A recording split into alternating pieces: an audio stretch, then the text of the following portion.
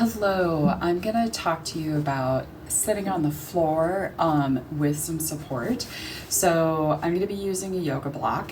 Not everybody has a yoga block, and that's fine. So there are other tools that you can use. If you've got a nice firm cushion.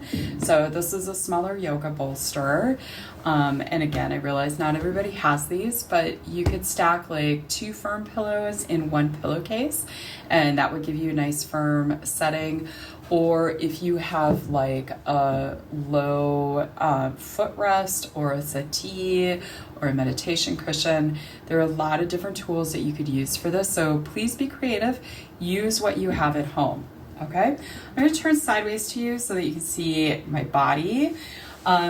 So I'm going to start with the yoga block. So when we're on the ground, as we age, sometimes it's a little harder to sit the way that I'm seated right here. And you get sore hanging out, particularly if you're hanging out with little kids and they're playing. So we're going to just have the block long ways. It's going to support the sit bones, not go between them. Okay, and then find your seat on the yoga block. Okay, so right there's a lot of me, but you can see that my hips are elevated above my knees. Okay, now not everybody is as flexible as I am, so if you need to, have some cushions underneath your knees to help support these muscles here so that you're not straining.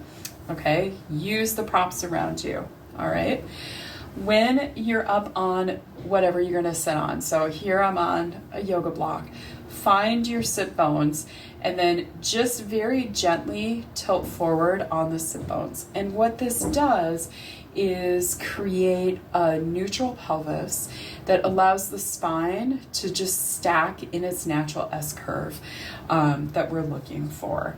And this is one way that you can help be down on the ground, playing with the kids, be more comfortable. It's easier to get up when you have support like this. Okay, so if you're going to use a cushion, I prefer a cushion over a yoga block myself, and part of that's because I have a really big pelvis. So I like a nice wide surface. Okay, so we're just going to sit, and again, find your sit bones, get yourself up on top of the sit bones, and then come forward just a little bit, okay? And that helps you to get into a really nice posture so that your ribs aren't thrusting forward, you're not collapsing in the spine, but you're able to move and easily interact with what's going on around you. Again, remember, it's really nice to have support underneath you. Okay? All right. I hope you find this helpful. And remember, you deserve care.